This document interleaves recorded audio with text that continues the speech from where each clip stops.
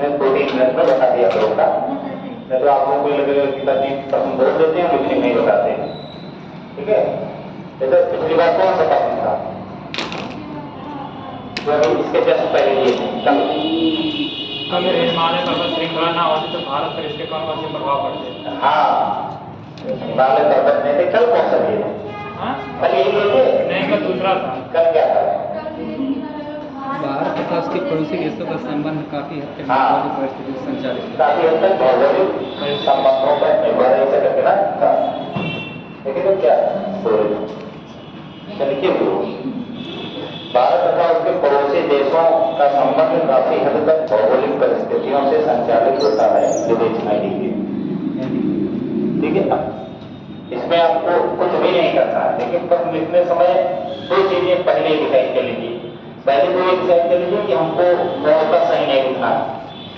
अगर मन में हो जाएगा कि अरे यार गुरु जी पढ़ लिए तो क्या होगा, ठीक है, ये बिल्कुल दिमाग से निकाल दीजिए, ठीक है। हम भी इसी दौर से होके आए हैं, जब थोड़े कि हम जो है पहले से एक्सपर्ट है, जो बहुत सारी चीजें आदमी सीखता ही दौर है। तो आप ये पहले मान लीजिए कि हम सीखने के दौर में, ठीक है, पहले मास्टर बनने को याद नहीं कीजिए आपको। उसमें होता गया है फ्रस्ट्रेशन कि यार हम लिख नहीं पाए, बताइए जैसा था सर जी जैसा बताए तो उसका नहीं लिख पाए। बहुत अच्छा आप लोग लिख रहे हैं, हम लोग तो इससे भी घटिया लिखते थे, समझिए। तो ये चीज निकाल दीजिए। और दूसरी चीज नकल नहीं करना है, ये निकाल दीजिए। और तीसरी चीज ये आपको ध्यान रखना है कि जो प्रश्न में पूछा गया है, इसको मैं बहुत तबाह बात कह रहा हूँ कि जो प्रश्न में पूछा गया है उसके इतर एक भी शब्द मत लिखिए और वाक्य जब बनाइए, ठीक है। जैसे आपका प्रश्न जो लिखा है तो सबसे महत्वपूर्ण पक्ष जो होता है, ठीक है, टाइम का होता है। जब आप एग्जाम हॉल में मेंस लिखने बैठेंगे, फ्री में तो समस्या नहीं होती टाइमिंग की, हमको जितना फ्री दिए हैं सब में 10-5 मिनट पहले ही कर लिए, क्योंकि फ्री में एक्चुअल होता है, जो आ रहा है वही करो, जो नहीं आ रहा है छोड़ो, बात खत्म। अब मेंस में होता है कि आपको सब प्रश्न अटेंड करने होते हैं, आपके पास 7 या 8 मिनट का एक प्रश्न के लिए टाइम होता है, ठीक है। तो अब उसमें शुरुआत में आप ज्यादा टाइम दे देंगे, बाद में कम टाइम दे देंगे, ठीक है। तो उसका भी इम्पैक्ट बताएगा आपके उत्तर की जब चेकिंग होती है तो केवल ये चीज नहीं देखा जाए कितनी राइटिंग बताया, कितना बढ़िया लिखा है, उसमें ये देखा जाता है कि आपने पूर्ण रूप से जो पूरा प्रश्न विषय आपने किया है उसमें कितना आपने समय का ध्यान रखा है। यानी शुरुआत में अगर आप एक एक प्रश्न पे 15-15 मिनट लगाते हैं, लास्ट में पता लगे 3-3 मिनट में लिख रहे हैं एक प्रश्न, तो उस प्रश्न को देखते हुए पता चल जाएगा, प्रश्न खुद बता देगा कि हमको बहुत कम समय में लिखा गया है, जल्दबाजी में लिखा गया। जो प्रश्न देर से समय लेके लिखा जाएगा वो पता चल जाएगा। तो आपको करना क्या है, आपको हर प्रश्न में 1-8 मिनट की बात नहीं है, जैसे कोई प्रश्न आप 7 मिनट में कर लिए, कोई 9 मिनट में की, कोई 8 मिनट में की, इतना हो सकता है। लेकिन ये नहीं हो सकता कि कोई प्रश्न 20 मिनट में की और किसी प्रश्न में 2 मिनट का टाइम मात्र दिए, ये अन्याय हो जाएगा। तो ये भी देखा जाता है। तो इसलिए समय का प्रबंधन बहुत महत्व। और समय का प्रबंधन कैसे होगा? समय का प्रबंधन ऐसे होगा कि जब आपसे जो चीजें पूछी गई है वही आप लिखेंगे, तब आपका समय हो जाएगा। अब इसे ये जो प्रश्न पूछा गया कि भारत का उसके पड़ोसी देशों से संबंध काफी हद तक भौगोलिक परिस्थितियों पर निर्भर है, विवेचना कीजिए। अब इसमें आपको कुछ भी नहीं करना है। सबसे पहले तो क्वेश्चन को बढ़िया मार्किंग बनाने के लिए सबसे पहले तो भारत का खंड समय पाओ, और पूरे भारत का ना बना पाओ तो कम से कम जितनी स्थलीय सीमाओं से जुड़े हुए देश हैं उनका मैप बना दो तुरंत। 30 सेकंड में आपका मैप बनके तैयार हो जाना चाहिए और उसमें दिखा दो कि भारत के पड़ोसी देश कौन कौन से हैं। पाकिस्तान है, चीन है, भूटान है, नेपाल है, बांग्लादेश है, म्यांमार है, ये सारे देशों को आपने दिखा दिया। अब इन सभी देशों में आप ये देखने का यहाँ प्रयास कीजिए, आप ये दिखा दीजिए और आप प्रस्तावना में यही चीज लिखेंगे कि भारत दक्षिण एशिया का एक बड़ा देश है या सबसे बड़ा देश है, जिसकी सीमाएं पाकिस्तान, चीन, नेपाल, भूटान, बांग्लादेश, म्यांमार आदि देशों से संलग्न है। इस कारण से भारत के सामने या भारत की विदेश नीति पे भी इसका स्पष्ट प्रभाव परिलक्षित होता है। अब आपको आपने बता दिया कि हम आगे लिखने वाले क्या हैं। प्रस्तावना का मतलब होता है कि आप एक दिशा दे देते हैं और पूरे प्रश्न का जो है सार जो उसमें दिख जाएगा कि हम पूरे प्रश्न में यही बात करने वाले हैं। अब आपने ये चीज दिखा दिया, अब उसके बाद में आप यहाँ पे समय आपका प्रबंधन महत्वपूर्ण है ना, तो समय कैसे बचेगा? जब लंबा लंबा वाक्य बनाएंगे तो समय नहीं बचेगा, क्योंकि लिखते आप तो 19-20 इससे ज्यादा तेज बहुत नहीं हो पाएंगे ना इससे ज्यादा धीमे हो पाएंगे। ठीक है, तो अब आपको यहाँ पे विद्वान लिखना शुरू कर देना है। अब उसमें आपको सोचना है कि भाई कैसे भारत का उसके पड़ोसी देशों से जो है कैसे भौगोलिक परिस्थितियां प्रभावित करती है। भारत और पाकिस्तान के संदर्भ में आप एक पैराग्राफ लिख दीजिए, एक पैराग्राफ का एक बिंदु में लिख दीजिए कि भारत और पाकिस्तान के मध्य जो सीमा है वो काफी कटी फटी है, इसमें कई नदियां भी प्रभावित हैं, कई नदियां जो है प्रवाहित हैं तथा काफी दुर्गम पहाड़ी क्षेत्र है। ठीक है, सियाचिन ग्लेशियर वगैरह में पहुंच नहीं पाएंगे आप, हेलीकॉप्टर हो ना उसके लोग। तो अब दुर्गम क्षेत्र है, तो ये दोनों चुनौतियां किस प्रकार की हैं? ये भौगोलिक चुनौतियां हैं कि नहीं? अब आप सीमा पे गश्ती करवा सकते हैं, 2 किलोमीटर में कोई नदी प्रवाहित है तो नदी के धारा में कोई अपनी चौकी स्थापित करेंगे नहीं, या हो सकता है कि जलीय मार्ग से पनडुब्बी के छोटी पनडुब्बी के माध्यम से कोई अंदर से आपकी सीमा में प्रवेश कर जाए। तो आपकी जो विदेश नीति है, ठीक है, उसको भूगोल ने यहाँ पे थोड़ा सा परिवर्तित किया है कि आपको भूगोल के अकॉर्डिंग चलना पड़ेगा। तो एक उसका हो गया, चीन के संदर्भ में भी आपको ये सारी बातें बता देना है, उसमें ब्रह्मपुत्र नदी का उदाहरण दे देना है। पाकिस्तान के संदर्भ में भी आप सिंधु समझौते का उदाहरण दे सकते हैं। चीन के संबंध में आप ब्रह्मपुत्र नदी का उदाहरण दे दीजिए। ब्रह्मपुत्र नदी है तो किससे संबंध है? उसका भूगोल से ही तो संबंध है। अब ब्रह्मपुत्र नदी पे अगर डैम बना लिए, एक पानी छोड़ दे युद्ध के समय या किसी ऐसे तनाव के समय, तो भाई हमको तो अपने लोगों को बाहर से बचाना पड़ेगा, पहले उनको अच्छे स्थानों पहुंचाना पड़ेगा। लड़ेंगे तो हम बाद में जो जिंदा रहेंगे तब तो पहले पता नहीं बंगाल खारिज कर रहे हैं और इसे कौन उबाल मार रहा है कि मिल जाए चीन वाले को मार गिरा दें मार के लोग, तो ऐसे तो थोड़े होगा, कोई पड़ोसी से झगड़ा नहीं। चलिए अपने छत पे खड़े होकर गरिया लिए, आप अपने छत पे खड़े होकर गरिया लिए, काम खत्म, दोनों लोग वहां से निकल गई, काम खत्म। ठीक है, तो देशों के मध्य संबंध जो है वो ड्राफ्ट लेवल में होते हैं। एक लाइन का अगर बयान भी विदेश मंत्रालय के द्वारा जारी होता है तो उसको कम से कम 10 बार उसको पढ़ा जाता है, देखा जाए कि इन शब्दों से कोई अलग अर्थ तो नहीं कर जाएगा। वो जो मंत्री होता है विदेश मंत्री उसको थोड़े लिखता है, वो सब बड़े बड़े IAS पूरा टीम होती है, ठीक है, वो लिखते हैं 2 लाइन के बयान को जो है इतना जांच करके लिखा है कि एक जिम्मेदार देश होने के नाते जो है हमको तो ऐसी बात या ऐसी भूल चूक ना हो जाए कि जिससे 2 देशों का संबंध किसी भी प्रकार से खराब होने की स्थिति में आए। बाकी नेता होता तो अपना तो बोलते ही रहते हैं, वोट बैंक का अपना होता है कि अगर इनको बढ़िया होगा तो ये उनको लाभ मिलेगा, उनको बढ़िया होगा तो लाभ मिलेगा। तो चीन के संबंध में भी पहला तो हिमालय पर्वत एक तरह की घाटी है, तो इससे भी हमको बचाव भी मिलता है और कुछ हमारी समस्याएं जो उससे संबंधित बचाव मिलता है। चलिए आमने सामने नहीं है, बीच में पहाड़ है, और समस्याएं क्या कि हमको उस देश से चीन से अपनी सीमाएं जो है आजादी के 70-75 वर्षों बाद भी क्लियर नहीं हो पाई कि दोनों देशों के मध्य सीमा क्लियर हो, क्योंकि दुर्गम क्षेत्र है न, वहाँ पर उनकी सेनापति न हमारी सेनापति, वैसे है कि हाँ भाई ये देखा है कि इसको मान लेंगे कि हमारी सीमा है उनकी सीमा है, तो उसको भी ध्यान में रख के हमको अपनी नीतियां बनानी पड़ती है। और चीन जैसा विस्तारवादी देश किसी दिन अरुणाचल प्रदेश का दावा कर देगा, किसी दिन कह देगा उत्तराखंड हमारा है, किसी दिन कह देगा लद्दाख पूरा हमारा है, तो इस प्रकार की परिस्थितियां पैदा होगी। तो आपको ये भी दिखाना है कि हिमालय प्रहरी की भांति काम करता है, लेकिन इससे भारत चीन के बीच सीमा विवाद, ब्रह्मपुत्र नदी के जल को लेकर विवाद या ब्रह्मपुत्र नदी के डैम बनाने को लेकर विवाद, इस प्रकार के ऐसे उदाहरण हैं जो भूगोल को विदेश नीति को निर्देशित करने की दिशा देते हैं। इस प्रकार से आप दूसरा वाक्य लिख देंगे। तीसरा वाक्य आप आ जाएंगे बांग्लादेश इन सबके मध्य में, तो बांग्लादेश के मध्य में तो जल विवाद की स्थिति, इसका निर्वाचन बताया भी है।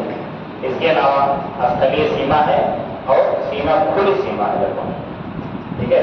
तो उससे वहाँ के जो नागरिक हैं या अवैध रूप से घुसपैठ जो होती है उसको बढ़ावा मिलता है। तो हमको भाई अब अगर मान लीजिए बांग्लादेश के तमाम लोग भारत में आ गए, असम में, पूर्वोत्तर भारत में, तो कितनी समस्याएं भारत को झेलनी पड़ी। पूर्व में भी और भविष्य में भी संभावना है कि अगर उन देशों में किसी प्रकार की हलचल होगी तो सीमा हमारी खुली है, वो हमारे देश में अवैध रूप से घुसपैठ कर सकते हैं, नशीली दवाओं की तस्करी कर सकते हैं, अवैध प्रवासी आ सकते हैं, तमाम तरह की समस्याएं हो सकती हैं। म्यांमार का भी उदाहरण आप इनको दे दीजिए, चौथे दिन में म्यांमार के संदर्भ में भी आप उदाहरण रोहिंग्या का दे सकते हैं। 40,000 रोहिंग्या भारत में अवैध रूप से घुस आए, ठीक है ना। बहुत स्वाभाविक सी बात है, किसी देश का नागरिक हमारे यहाँ आ गया तो हो सकता है संबंध अच्छे भी हों, हो सकता है संबंध बुरे भी हो जाए, दोनों की संभावना है, लेकिन बुरे की ज्यादा संभावना है। तो वहाँ पे इसका उदाहरण दे दीजिए, वहाँ पे आप बनाइए तो वहाँ पे बना भी दीजिए कि म्यांमार से नागालैंड की सीमा, मणिपुर की सीमा, जो भी जिन भी राज्यों की सीमा म्यांमार से करें उनका आप हमको उदाहरण दे दीजिए। आगे आप ये स्थलीय देशों की बात होगी, जलीय देशों में भी आप किसी प्रकार का उदाहरण दे देंगे कि भारत की एक लंबी तटरेखा वाला देश है और भारत के 2 जलीय पड़ोसी भी, एक श्रीलंका, दूसरा मालदीव। लेकिन कई बार जो है मछुआरा विभाग या जलीय मार्गों से अवैध रूप से घुसपैठ करने की स्थिति, उदाहरण में आप मुंबई का हमला भी दिखा सकते हैं कि मुंबई में 2008 में हुआ आतंकी हमला, जिसमें जो आतंकी थे वो जलीय मार्ग से भारत में प्रवेश किए। तो अब आपने देखिए जितनी भौगोलिक परिस्थितियां भारत की थी जिससे भारत के संबंध बन बिगड़ रहे हैं किसी देश से, वो पूरा 5-6 बिंदु अगर आपने लिख दिया समझिए कि क्वेश्चन आपका खत्म। 6 बिंदु लिखने में आपका 1 से 1.5 पेज हो जाएगा और 50 शब्द में आप जो है निष्कर्ष लिख दीजिए, निष्कर्ष में सुझाव दीजिए कि उपयुक्त विवरणों से स्पष्ट होता है कि भारत की विदेश नीति काफी हद तक भौगोलिक परिस्थितियों से निर्धारित होती है। हालांकि भौगोलिक के इतर वर्तमान में अंतर्राष्ट्रीय स्तर पर आर्थिक, पर्यावरण, वाणिज्यिक आदि स्तरों पर भी विदेश संबंध संचालित होते हैं। ये भी आप देखेंगे कि हाँ भैया केवल भूगोल निर्भर करता है, आपको ये भी बताना है कि हाँ इसके इतर जो संबंध बनते हैं। अब अगर अमेरिका से, रूस से, ब्रिटेन से, फ्रांस से, इटली से, इन सारे देशों का संबंध बनेगा तो संबंधित साधारण रूप में बनेगा कि हमारी स्थलीय सीमा उनसे भी हमारा संबंध है। तो आप इन चीजों को भी वहाँ पे सुझाव में लिख देंगे, बस आपका पॉइंट पूरा हो गया। नंबर मिलना है आपको 12 नंबर के क्वेश्चन यूपीएससी में होते हैं, 12 अगस्त में लगे, बीसीएस में होते हैं 8 नंबर के और 12 नंबर के। 10 क्वेश्चन छोटे होंगे जिनको 150 शब्दों में लिखना होगा और 10 क्वेश्चन आपको 200 शब्दों में लिखना है। तो नंबर 4 का अंतर रहता है, 8 नंबर के होते हैं फिर 12 नंबर के होते हैं, ठीक है। तो नंबर आपको ऐसा तो थोड़ी कि 8 नंबर का क्वेश्चन है तो आपको 10 नंबर के देंगे। 8 नंबर का क्वेश्चन अगर आप इस रूप में लिखे हैं तो मान लीजिए कि आपको 5.5 या 6 नंबर आपको वहाँ पे मिल जाएगा। और 6 नंबर मिलने का मतलब समझ नहीं आपको बहुत ज्यादा हो गया है। 75% नंबर हो गया। अगर 8 नंबर में 6 आपको मिल रहे हैं, 75% नंबर बहुत होता है। 85% के टॉपर बन रहे हैं लोग, तो आपको बहुत ज्यादा विशेषज्ञ बनने की जरूरत है। सामान्य चीज पढ़िए, सामान्य चीज समझिए और सामान्य चीज लिखिए। लिखने से मानसिकता जो तेजी होता है आपको ध्यान लिखने पे फोकस कीजिए, जितना पढ़िए उतने लिखिए, ठीक है। पन्ना पूरा काफी साथी आपकी 1 सप्ताह में खत्म हो जाना चाहिए। एक पेन लेने पता लगा 2.5 महीना चल रही है एक पेन, लिख ही नहीं रहे, इसका मतलब आप पेन लीजिए, पेन आपकी 1 सप्ताह से कोई ज्यादा पेन लिखना ही नहीं चाहिए, ठीक है। अगर इस लेवल पे आप लिखना शुरू कर दिए तो आप मान लीजिए कि बहुत जल्द आपको सफलता मिलेगी और निश्चित रूप से सफलता मिलेगी। ये बहुत अच्छा रणनीति होगी। एक शैली उतरी तो समझो क्या अधिकारी बनने की दहली जो पहुंच गए हैं और आपको उनकी बनाना है, ठीक है। उसको गाना वाला चंद में आप उड़ना लेके जाइएगा, ये तो दूसरे समझ जाए। ये था, लेकिन हर क्लास में थोड़ा समय शुरू कर दिया करूँगा। अब आप लोग जो लिख के आज लाए हैं, अब आप लोग छोटा से भी मूल्यांकन कर सकते हैं कि भैया पूछे क्या थे और लिखिए हम क्या है। मूल्यांकन हो भी गया होगा, पता भी चल गया कि हम क्या लिखे और क्या अपना साझा करिए। एक खुद से नंबर आपको आप अपने आप को देंगे, लेकिन हम चेक करेंगे तो उसमें आपको नंबर बिल्कुल नया कौन नंबर दे देंगे। क्या ना ज़्यादा उत्तेजित हो जाएंगे, ये बहुत मजा आ गया, हमारा बहुत सही है, और ना इतना गलत हो उसमें कोई जो है देंगे कि आप फ्रस्ट्रेट हो जाएंगे यार इतना मेहनत करके लिखे 3 घंटा बैठे तब भी कुछ मजा नहीं आया। वो नंबर मिला तो ठीक है, तो अभी आपको 1 नंबर 2 नंबर 3 नंबर 4 नंबर के ऊपर में किसी को मिल रहा है तो माना जाएगा कि वो थोड़ा एक स्तर तक पहुंच गया है, ठीक है। लेकिन उसमें एक सुधार की तमाम संभावनाएं हैं। एक ही सबसे अच्छी अधिकांश काफियों में लगी कि आप लोग ग्रामेंटल मिस्टेक बहुत कम पढ़ते हैं, सबकी लगभग अमूमन काफियों में देखा है। हिंदी उर्दू भी आप लोग बहुत सही लगाते हैं, हर चीज चेक करता हूँ, सब बोले कि खाली सही आप लोग देख देते हैं कि आप फोन के बाद एक काम में 5 मिनट से कम नहीं लगता है,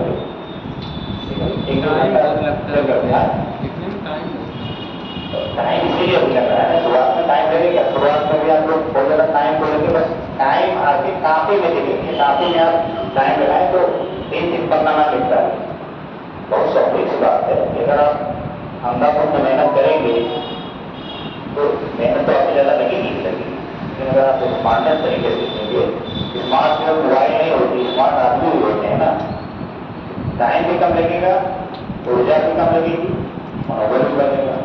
अब जब पूछा गया है 1 पेज 1.5 पेज में लिखने का उत्तर और 4 पेज रख रहे हैं तो टाइम ज़्यादा नहीं लगेगा है।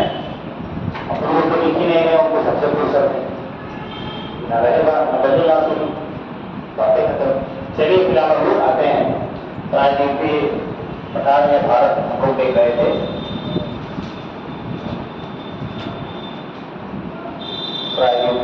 भारत इसके बारे में हम लोग देख रहे थे। इसके बारे में हमने खास मीटिंग बनवा दी थी कि हाँ इसमें किन किन तरीके से हम लोगों को पढ़ना है, ठीक है। तो इसमें सबसे पहला हम लोगों ने जो विभाजन इसलिए करवा दिए हैं क्योंकि बहुत सारी चीजें उसमें आप हालमेल हो जाएगा, ठीक है। और अलग अलग करके आप पढ़ेंगे तो एक चीज के बारे में आपकी अच्छी जानकारी भी होगी और दूसरी चीज की पढ़ने में और रिवीजन करने बहुत आसान रहेगा। जैसे मैंने उत्तरी केंद्रीय उच्च भूमि लिखवा दिया, उच्च भूमि इसलिए लिखवाया जा रहा है क्योंकि जो पठार होते हैं उनको उच्च भूमि कहा जाता है, ठीक है। वो मैदान से ऊंचे होते हैं, बस उनमें अंतर इतना होता है तो पहाड़ के ही प्रकृति के होते हैं, लेकिन उसमें अंतर होता है तो उनका जो शेप जो होता है वो सपाट होता है, बस इतने मानते। जैसे किसी जगह पे मान लीजिए ये पर्वत है, ठीक है, तो पठार में इसी के समकक्ष होगा, लेकिन पठार में जो शेप होगा तो इस प्रकार का होगा। मान लीजिए ये पर्वत है, ये आपका पठार है और मैदान जो होगा वो आपका इस प्रकार का होगा, ये मैदान है, ठीक है। अगर जमीन आ गए तो ये जमीन भाग हो जाएगा, मतलब कुछ इस तरीके का जो आकारिकी होती है, ठीक है। पहाड़ पर्वत मैदान सब चीज इसी तरह होती है, लेकिन उनकी औसत ऊंचाई में अंतर होता है। तो पठार भी काफी ऊंचे होते हैं, बस इतना ही उनका जो शीर्ष होता है वो सपाट होता है और पहाड़ का शीर्ष जो होता है वो सपाट नहीं होता है, समझिए। क्योंकि ये मौलदार पर्वत होते हैं ना, जब संकीर्णात्मक पर्वत है तो पर्वतों प्रकार के होते हैं, एक तनाव अनुभव होता है, एक तनाव होता है और एक होता है संपीड़न, इसको टेंशन बोलते हैं, इसको कंप्रेशन। तनाव में क्या होता है, जैसे आदमी भी तनाव में जब होता है, तनाव में क्या मतलब होता है, तनाव में क्या होता है, तनाव मतलब होता है कि वो डिसीजन लेस हो जाता है। डिसीजन लेस का मतलब कि कई सारे विचार उसके दिमाग में होते हैं, ठीक है, जो उसको दुविधा की स्थिति में डाल देते हैं। जैसे यार पुराने लोग गए थे तो वहाँ क्यों गए थे और नहीं हमारे बारे में ऐसा सोचे हैं, तो वो सारे विचारों को इकट्ठा करके वो आप लोग की स्थिति में होता है, ठीक है। क्या हमारी प्रशासनिक बारे नहीं कहती है तो उसको तनाव हो जाता है। जैसे मैं किसी को खड़ा करके डाल देता दुख नहीं कहेंगे, दुख बड़ी बड़ा कांसेप्ट है, दुख लोगे कि भाई कुछ मर गिर गया तो दुख उसको सिरे में काम कर रहा है, लेकिन ये तनाव हो जाएगा आपको। या पूरे क्लास में बताइए गुरु जी हमें जो कमजोर समझे, अपने आप को नींद की स्थिति में आप लाते हो तो क्यों हो जाएंगे। पूरी क्लास में पूरी खड़ी क्लास थी, इतने लोग थे, हमसे ज़्यादा घटिया लोग थे, हमें जो पकड़े हमें जो पकड़े लोग। तो ये आप जो है तुलनात्मक रूप से लोगों से तुलना करके और अपने आप को करके तनाव में आ जाते हैं। यानी इधर को दिमाग जा रहा है, इधर को दिमाग जा रहा है, और बीच में आपको खबड़ी लेकिन खींचा जा रहा है इसको। यही मन कर रहा है क्लास में बैठे, यही मन कर रहा है कुछ के गुरु जी को मार दें, यही मन कर रहा है कि क्लास से छोड़ के भाग जाएं। ये सब विचार आएंगे ना मन में, मानी वाली का नहीं आपको प्रेम के सिंपल आपको उदाहरण दी तो आंसू भी कर दिए, ठीक है। और संपीड़न जो होता है, संपीड़न में जो है दो चीजें कंपल्स होती हैं, ठीक है।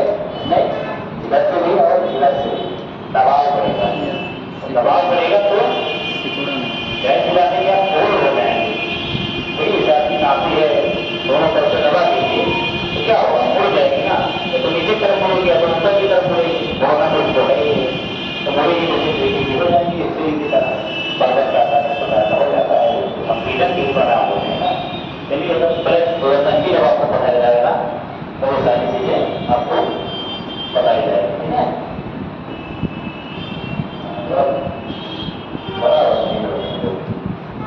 अब आइए हेडिंग आइए आप लोग। सबसे पहला क्या है, उत्तरी केंद्रीय उच्च भूमि। उत्तरी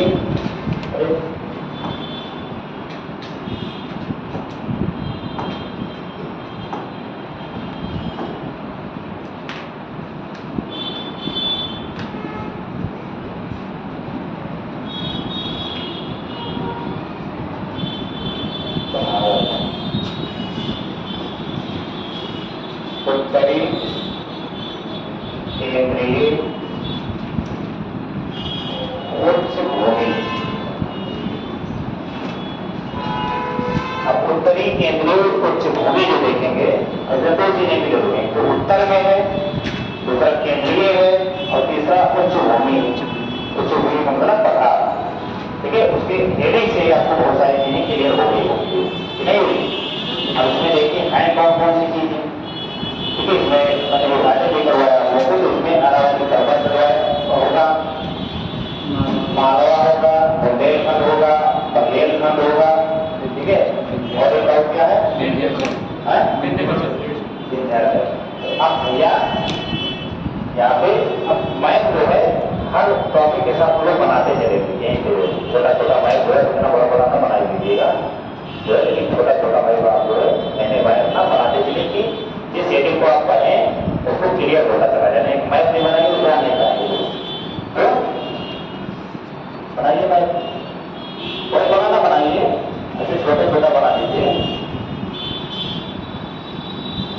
तो इतने बना दीजिए। अब अगर आप देखेंगे जो उसमें भरा जाएगा वो थोड़ा दूसरे कलर से करते हैं, कौन सा कलर करें, चलो जो कर देते हैं। अब इसमें देखिए अरावली पर्वत आ गए हैं, तो अरावली पर्वत ऐसे बना दीजिए। अरावली पर्वत अभी कहाँ तक है,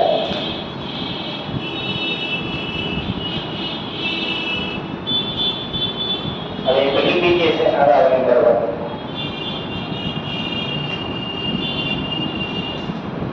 हालांकि मैंने इसको जो है पूरा क्रम से बना दिया है, लेकिन बीच बीच में खंडित रूपों में है, लेकिन इस प्रकार की श्रेणी आपको जगह से दिखेगी नहीं, कहीं कहीं बीच में मैदान दिखेगा पठार में, ठीक है। तो लेकिन आपको समझने के लिए, क्योंकि गुजरात के पालनपुर से लिखवाएंगे, गुजरात के पालनपुर से दिल्ली तक है, ठीक है। तो उसको हम लोग यहाँ पे लिख लेंगे।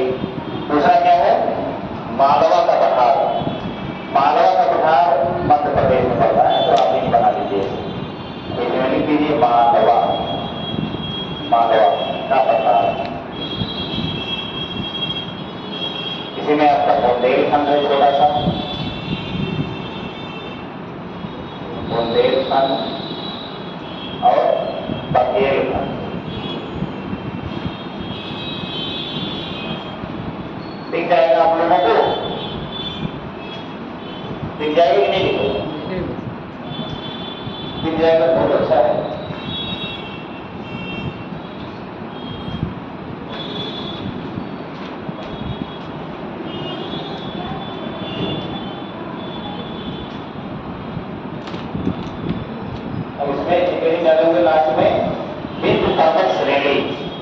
तो विंध्य पर्वत श्रेणी में भी कई श्रेणियां हैं, इसको उसका नाम जो विंध्य, तो विंध्य के नाम से भी श्रेणियां हैं, लेकिन विंध्य है, धारनेर है, मांडेर है, मिर्जापुर है, कैमूर है, राजमहल है, ये पूरा विंध्य में ही शामिल होती है।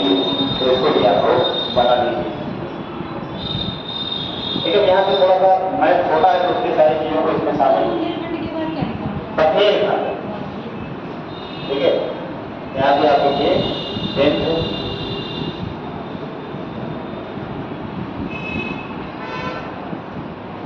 धारनेर,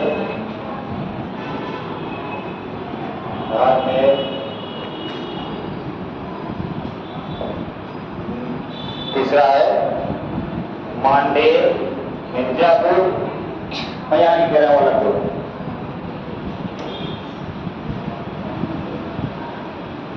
ठीक है, इसको एक नंबर दे दिए, इसको 2, इसको 3, इसको 4, इसको 5। तो विंध्य हो गया, धारनेर हो गया, तीसरा मांडेर, चौथा आपका है मिर्जापुर। ये सब विंध्य पर्वतमाला के ही भाग हैं।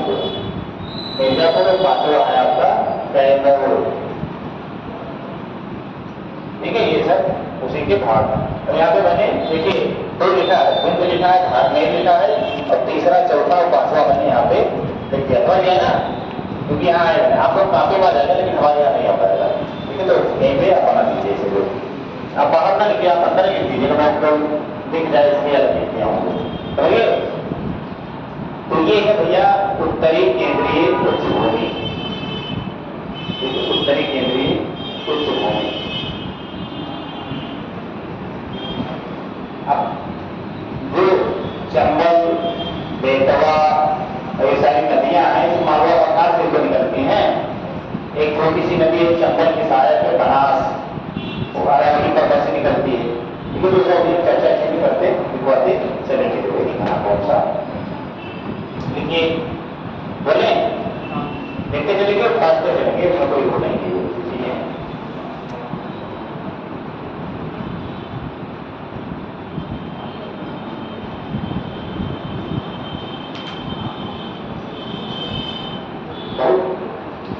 समय जो पढ़ने वाला है, सोने वाला समय हम लोगों का हो, कई लोग नींद में है, इसलिए मैं कह रहा हूँ। ठीक है, तो अंदर से आपको भी लगता है कि जो है थोड़ा दुखने आप लोग बैठे हैं, मरे मरे से लगे बैठे हैं, हम लोग या तो खाए नहीं, या तो 2 स्थितियाँ हो सकती, तो ज़्यादा खाए नहीं, या तो कम खाए होंगे, तीसरी भी हो सकती है या तो खाए ही नहीं होंगे। तो ऐसा का संभव नहीं कि आप लोग इस टाइम तक कुछ खाए नहीं होंगे, ये लोग 2 बार खा चुके होंगे, तो लोग सुबह को दवा खा के आए होंगे। ऐसा ही होता है ना? तो दोनों चीज है, पढ़ने आए के लिए तो खा के ना आए के लिए, ज्यादा ना खा के आए के लिए, खाली कोई पढ़ने आएंगे, ज्यादा खाएंगे तो नींद आएगी, खाए नहीं रहेंगे तब तो समस्या होगी, खाने में ज्यादा सोचेंगे। इसलिए आप लोग प्रयास करिए थोड़ा हल्का खाना खा के आइए, अगर तो दही चावल दाल लपेटे चले आए तो नहीं तो आएगी। ठीक है, हाँ, हम तो लोग सोए, मान लिया जाएगा कि 14,000 करोड़ खा गए हैं, अब लोग जगह हमको माना जाएगा कि रोटी के लिए खाते हैं। ठीक है, तो बताया था खाना नहीं खाया, खाना बड़े खाने बोले हमको भी लग जाती है ना, 2:30 बजे तक मैं 3 बजे खा रहा हूँ, जब से पढ़ा रहा हूँ 3 बजे खाना खा रहा हूँ, 3:30 बजे, और एक दिन कोई कहा कि पता चलेगा मैं 5 बजे शाम को खाना खाया, और 5 बजे खाना मतलब है कि शाम का खाना आपका गया, आपको खाई नहीं पाएंगे आप लोग। तो इसलिए कोशिश कर रहा हूँ थोड़ा बहुत खाऊँ और इतना ना खा के आ जाऊँ कि बिल्कुल आप लोग हम ही को पता लगे मेरे सबको रोटी पढ़ा रहे हैं तो हम रोटी लॉस हैं।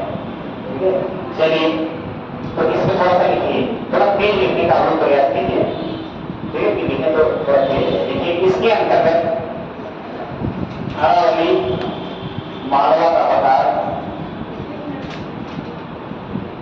इसके अंतर्गत, इसके मतलब उत्तरी केंद्रीय उच्च भूमि के अंतर्गत, यदि ज्यादा ही हो गया तो इसके अंतर्गत अब इसी में से लिखना है अरावली पर्वत, मालवा का पठार, बुंदेलखंड, बघेलखंड एवं विंध्य पर्वत श्रेणियां शामिल हैं। निम्न पर्वत श्रेणियां शामिल हैं या सम्मिलित हैं। पैराग्राफ चेंज कर दीजिए, अब एक एक करके इसमें लिखिए। मंत्र हेडिंग को डाल दीजिए, अगर आप लोगों की इच्छा है तो हेडिंग डाल दीजिए, छोटी सी हेडिंग उसे नीचे डाल दीजिए। पैराग्राफ चेंज करके लिखिए अरावली पर्वत। ऐसे हम काम तो करेंगे ना, पहले इसके बारे में थोड़ा सा करेंगे, फिर इसके, फिर इसके, फिर इसके, फिर इसके, ठीक है। मैप हम इकट्ठा बनाएंगे और पढ़ेंगे सबको अलग अलग चीजों में। तो देखिए, अरावली विश्व का प्राचीनतम मौजदार पर्वत है। अरावली विश्व का प्राचीनतम मौजदार पर्वत है। मौजदार, वही भी तो समझा रहे थे, मौजदार पर्वत है।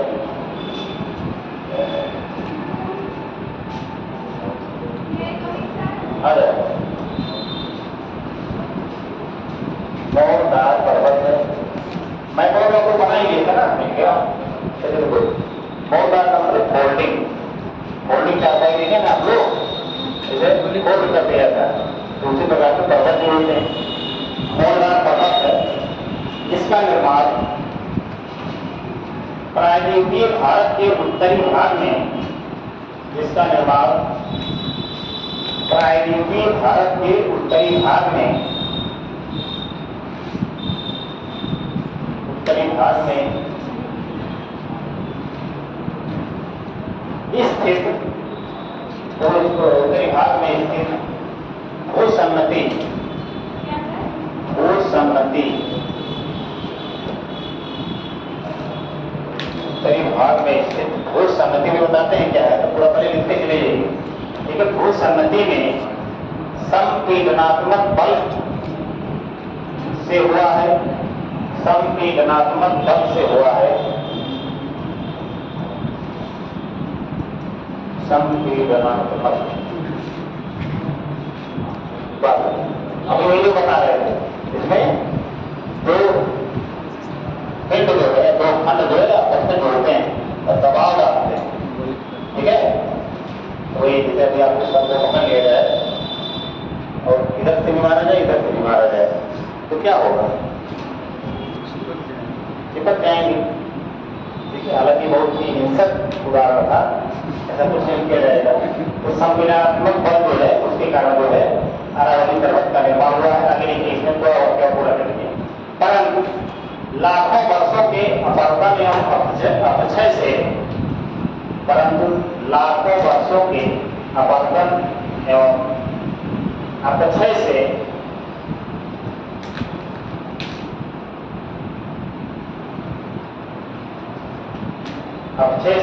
वर्तमान में यह अवशिष्ट पर्वत के रूप में है। वर्तमान में यह अवशिष्ट पर्वत के रूप में है। अवशिष्ट पर्वत के रूप में है।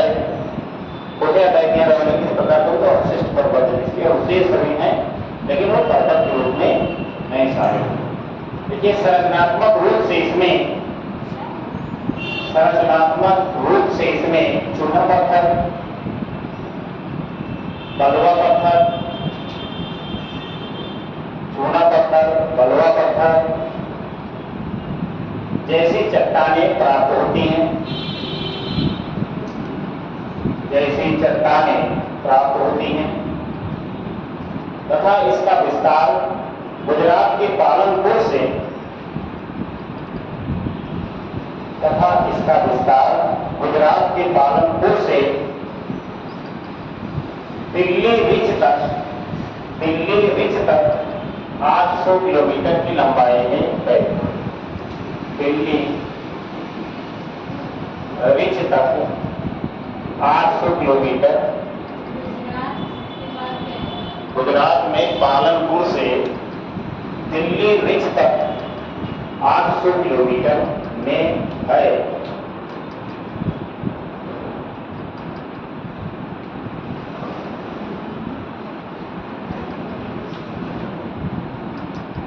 इसकी सर्वोच्च चोटी यानी अरावली,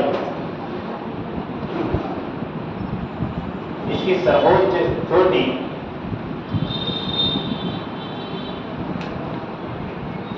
माउंट आबू में, माउंट आबू में, हाँ माउंट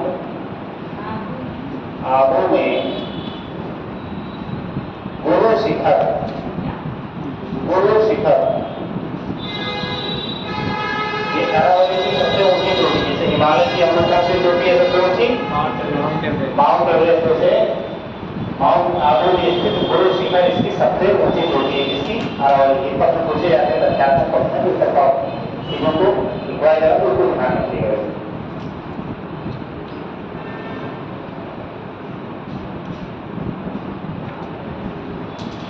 देखिए अरावली पर्वत में स्थित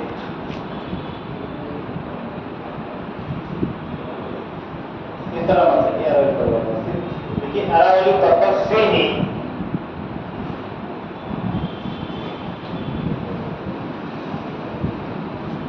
बनास नदी, बनास, बनास नदी, लूनी नदी, लूनी, लूनी नदी,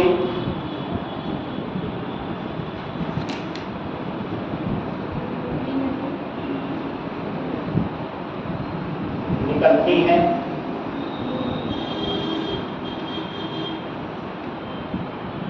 लूनी नदी निकलती है।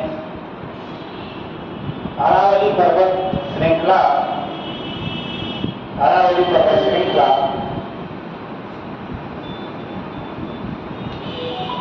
जल विभाजक के रूप में भी कार्य करती है, जल विभाजक के रूप में कार्य करती है,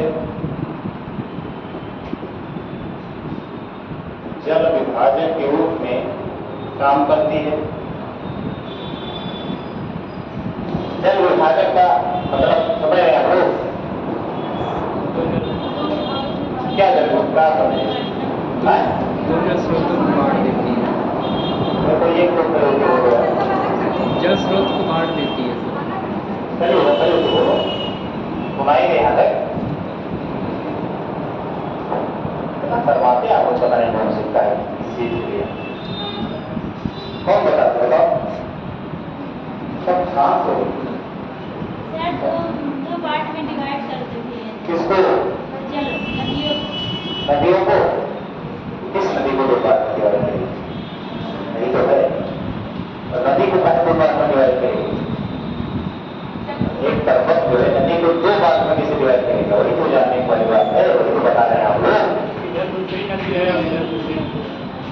आपको कुछ करना है नहीं, आप लोग पूरा जल विभाजक का सीधा मतलब होता है कि दो नदी बेसिन के बीच में कोई पहाड़ी हो, तो अब अगर अरावली के ऊपर देखेंगे उत्तरी हिस्से में तो आपकी सिंधु नदी बेसिन है, सिंधु और उसकी सहायक नदियां हैं, ये मान लो अरावली जाता और सिंधु और उसकी सहायक नदियां ऐसे ऐसी प्रवाहित होती हैं, और इधर से आप देखेंगे तो गंगा उसकी सहायक नदियां प्रवाहित होती है, उसके जस्ट बीच में कौन सी है अरावली पर्वत, तो ये जल विभाजक के रूप में भी काम करता है। ठीक है, तो ये किन दो नदी बेसिनों को विभाजित करता है, लिख लीजिए क्या लिखे, जल विभाजक का कार्य करता है। तो आगे लिखो, या सिंधु अपवाह तंत्र, सिंधु अपवाह तंत्र, सिंधु नदी को है, सिंधु अपवाह तंत्र को गंगा अपवाह तंत्र से अलग करते हैं, सिंधु अपवाह तंत्र को गंगा अपवाह तंत्र से अलग करती है।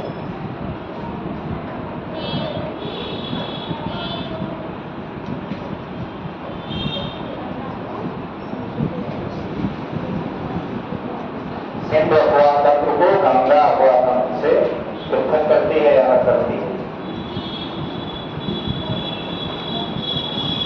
समझिए अरावली पर्वत के बारे में समझिए, जल विभाजक समझिए ना, तो मतलब पूछ सकते हैं तो बोले कि सबको आ ही गया, समझिए आपको समझ आया, समझिए अब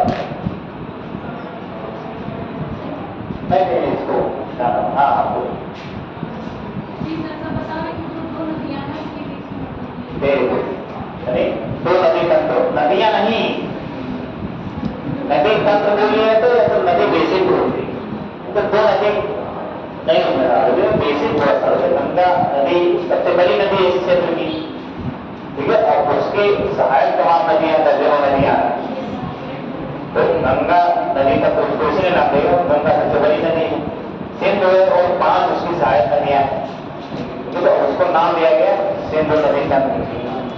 तो घर में जो अध्ययन होता है उसी के नाम से तो घर चलता है, जैसे तो बोले कि छोटे से बच्चे का नाम लीजिए, भैया उनका घर कहाँ होता है, ठीक है, जिसको बहुत से भी नहीं जानते हैं मधुबनिया से नाम वाम क्या है, उन्हीं नाम लेके आप उनका घर ढूंढ रहे हैं, कौन कहेंगे दूसरे को सबसे बड़ा होता है उसी नाम दिया जाता है। चलिए अब दूसरा लिखिए, पैराग्राफ चेंज कर दीजिए, दूसरी हेडिंग कर दीजिए, मालवा का पता।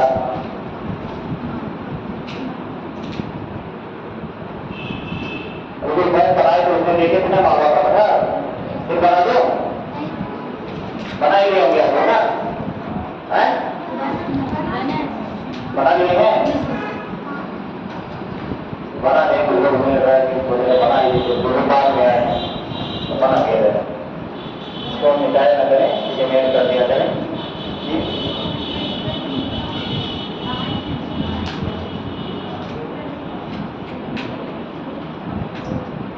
ठीक है, ये आपका अरावली पर्वत था,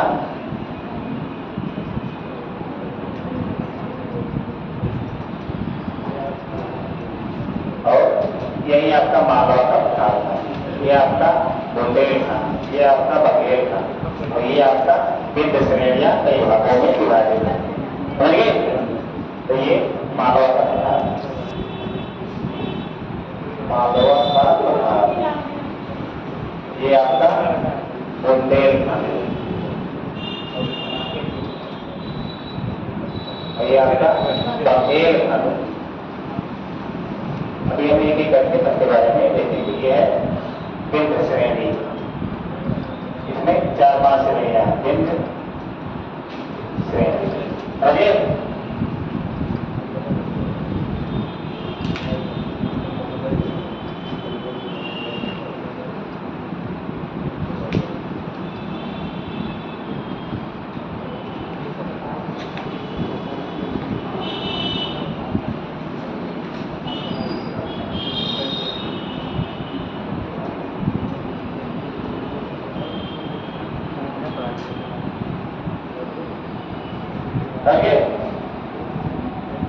चलो बाद में आया उनके लिए बनाना पड़ा इसको, दो विषय तो मालवा का पठार आप लोग देख लीजिए कहाँ पे है, ठीक है, हिम्मत रोड से मध्य प्रदेश में पड़ता है, लिखेंगे इसके बारे में कि कहाँ कहाँ पड़ता है, तो लिखिए मतलब हेडिंग डाल दीजिए, ये उत्तरी केंद्रीय उच्च भूमि के अंतर्गत ये शामिल है, ठीक है। जब हम फार्मेटिंग बनवाए थे तो आप रुके ना क्लास में, तो बनाए होंगे, काफी लिखे होंगे, तो देख लिया कि कौन कौन सी चीजें उसमें सम्मिलित है, कौन कौन सी चीजें सम्मिलित नहीं है, तो लिखिए आगे इसके बारे में। देखिए अरावली के पूर्व में एवं विंध्य पर्वतमाला के उत्तर में मालवा का पठार स्थित है। अरावली के उत्तर में, अरावली के पूर्व में एवं विंध्य पर्वतमाला के उत्तर में मालवा का पठार स्थित है। इस पठार का विस्तार मध्य प्रदेश के भोपाल,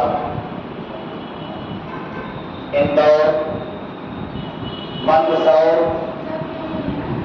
इस पठार का विस्तार मध्य प्रदेश के भोपाल, इंदौर, मंदसौर, नहीं पहले तो बताएंगे, दो नाम पहले को बताया मंदसौर एवं रतलाम जिले में, भोपाल में कर रहे हो, भोपाल के बाद क्या है सर? भोपाल के बाद में इंदौर, इंदौर के बाद में मंदसौर एवं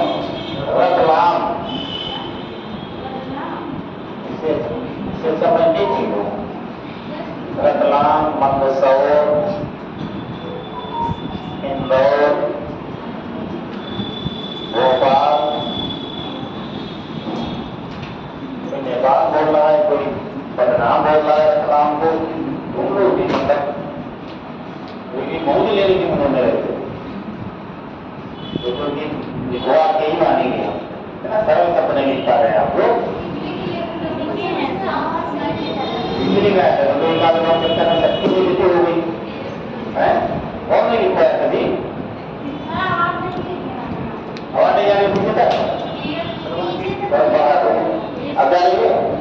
जैसे में लड़ता है अच्छा क्लियर नहीं है इसमें देखो भैया वो इसका कैसे है और टेबल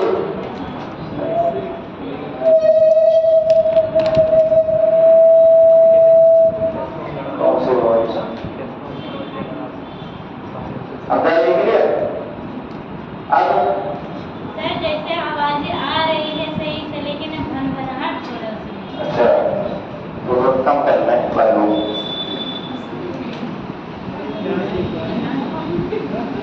अब आती है क्लियर है ना अब वो सब सुनाई देता है तो वो बेकार में टाइम खराब कर रहे हो। अरे सही है सही है। चलिए अब जा रही है ना क्लियर क्लियर है ना बताइए क्या चलिए इससे आगे लीजिए वाक्य जब बोला जाए तो इस बार दिमाग में जो रिपीट कर लिया करिए कितना बोलिए अब एक एक शब्द बोलेंगे उसके बाद कहाँ हो जाए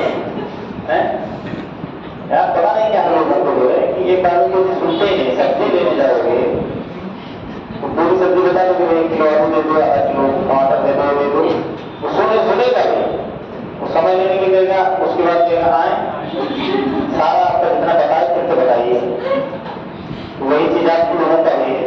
चलिए फिलहाल क्या लिखे हैं स्थित है क्या जिले में है लेकिन संरचनात्मक रूप से ग्रेनाइट की चट्टानों के ऊपर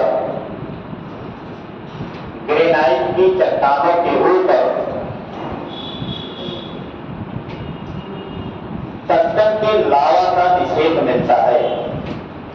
टक्कन के लावा का निषेध मिलता है। हाँ टक्कन का प्रभाव है नहीं टक्कन के लावा का निषेध मिलता है। लावा के निषेध से यहाँ काली मृदा का विकास हुआ है। लावा के निषेध से यहाँ काली मृदा का विकास हुआ है।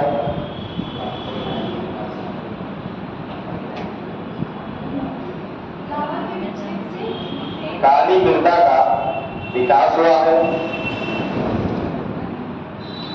चंबल तथा उसकी सहायक काली सिंध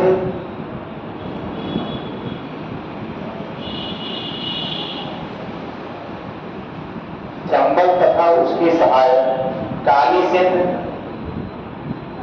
तथा बेतवा नदियां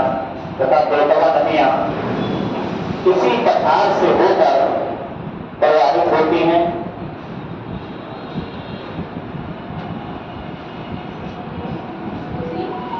इसी पठार से होकर प्रवाहित होती हैं।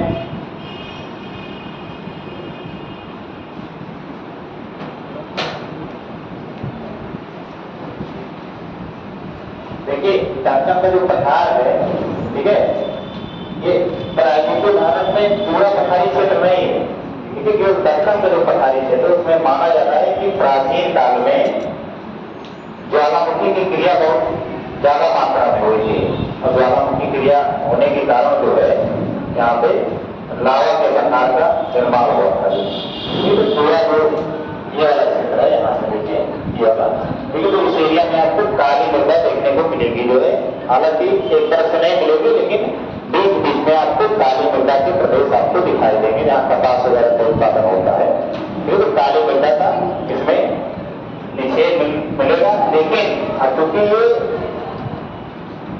अरावली पर्वत से बहुत सटा हुआ क्षेत्र है या लगा हुआ क्षेत्र है ठीक है तो यहाँ पे ग्रेनाइट की भी चट्टानें पाई जाती हैं जो तो ग्रेनाइट की चट्टानें कहीं पाई जाती हैं उसके नीचे जो है लावा के नीचे मिलते हैं जो लावा मतलब जो ज्वालामुखी से सबका है।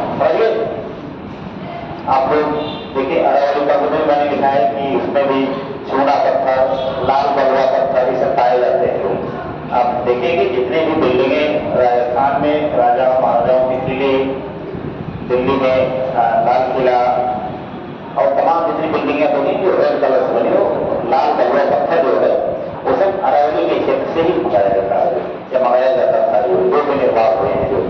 बोलिए इसके अलावा राजस्थान में चूना पत्थर की चट्टानों में संगमरमर, देखिए ये सारी भी चीजें पाई जाती हैं लोगों के जो है।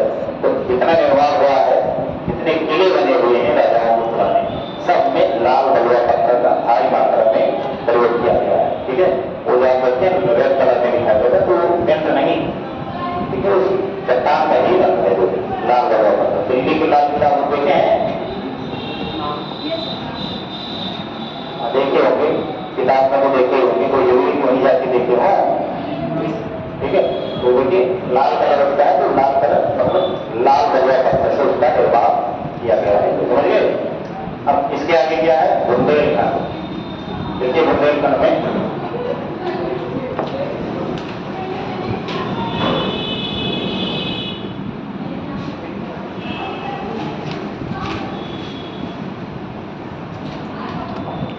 अब बुंदेलखंड का अब देखिए वहां की अपनी अलग समस्याएं हैं। ठीक है, बुंदेलखंड का जो विस्तार है वो मध्य प्रदेश और उत्तर प्रदेश के कुछ जिलों में है।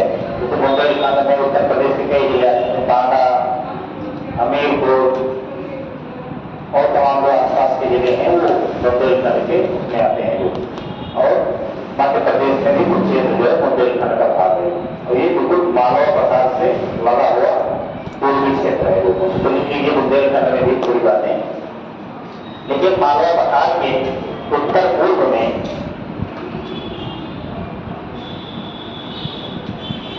मालवा पठार के उत्तर पूर्व में बुंदेलखंड का पठार स्थित है।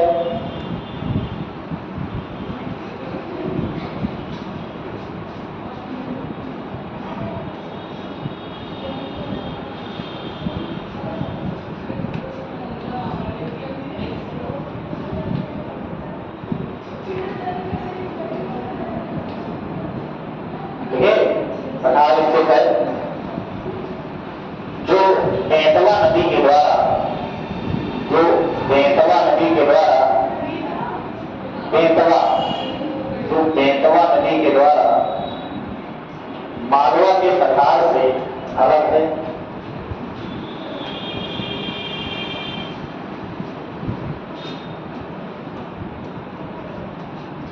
बेतवा नदी के द्वारा मालवा के पठार से अलग है। बेतवा नदी किसकी सहायक नदी? हाँ, यमुना बोली।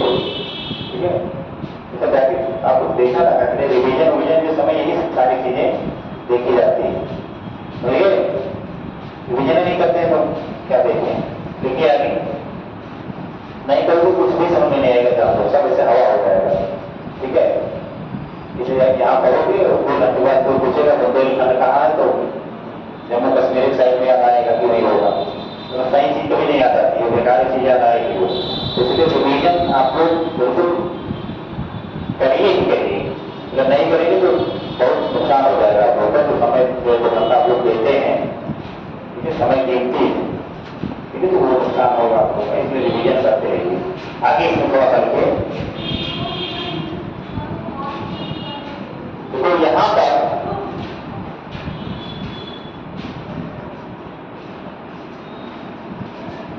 नीस चट्टानें मिलती हैं। नीस चट्टानें मिलती हैं जिसे यहां पर बुंदेलखंड नीस कहा जाता है। जिसे यहां पर बुंदेलखंड नीस कहा जाता है।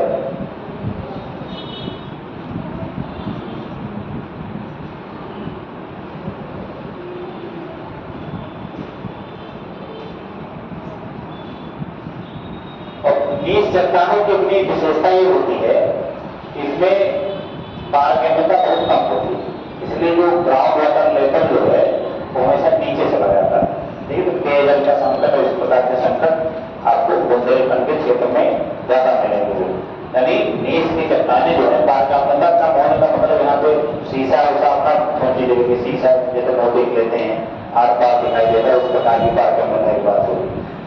का सीधा सा मतलब होता है कि जो ग्राउंड वाटर लेवल होता है, रिचार्ज होता है, जैसे पानी बरसात हुई तो पानी सूख के जो है चला गया कुछ फुट नीचे, 200 फुट नीचे जो है वहाँ पे सूख गया, तो उसको बोरिंग वगैरह के माध्यम से, नलकूपों के माध्यम से, कुओं के माध्यम से हम लोग बाहर निकाल के सिंचाई वगैरह करते हैं। ऐसे तो होता है।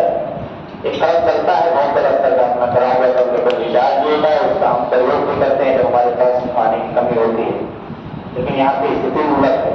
यहाँ पे जो पारगम्यता है चट्टान की, जो नीच चट्टाने जिसको बुंदेलखंड नीच कहा जाता है, ठीक है, पानी उसमें सोख नहीं पाता, अपने बिहार जमीन होती है उसमें पानी सोख नहीं पाता है। तो उसी प्रकार से वहाँ की भी इस प्रकार की चट्टान है कि उसमें पानी सोखता ही नहीं। अब पानी नहीं सोखेगा तो जो जल पाया जाएगा ग्राउंड वाटर, ठीक है, बहुत गहराई में पाया जाएगा। ठीक है, 1000 फुट की गहराई में पता लगेगा जल मिलेगा। नलकूप बनाना है तो 500 फुट के नीचे आप कराइए, अपने यहाँ जाइए, अभी 20 फुट पर करवा दीजिए, पानी आपको मिल जाएगा। तराई क्षेत्र है यहाँ पे पारगम्यता हुआ दिखा है, और तराई क्षेत्र होने के कारण मिट्टी में नमी भी पर्याप्त मात्रा में बनी रहती है, तो अपने यहाँ पानी जैसी कोई किल्लत है ही नहीं। चाहे एक बाल्टी नहाना हो, आदमी 6 बाल्टी नहाता है कि नहीं, कल्चर भी विकसित हो जाता है। उसी प्रकार का वहाँ पे कल्चर डेवलप हो जाता है, जिससे इसकी कमी नहीं होती, वो आपको उसको कभी बचाने की सोचता भी नहीं है। हालांकि बचाने वाला समय आ गया। अब बुंदेलखंड के क्षेत्र में बहुत बड़ी चुनौती पानी या ग्राउंड वाटर लेवल का नीचे पाया जाना है। अब ग्राउंड वाटर लेवल नीचे है तो क्या तो कृषि कार्य तो बढ़िया ढंग से हो पाते हैं, और कृषि कार्य भी होता है पैसा कृषि कार्य होगा जिसमें जल की मात्रा सबसे कम से कम लगे, या उसके उस फसल के उत्पादन में सिंचाई की बिल्कुल आवश्यकता न के बराबर पड़ेगी।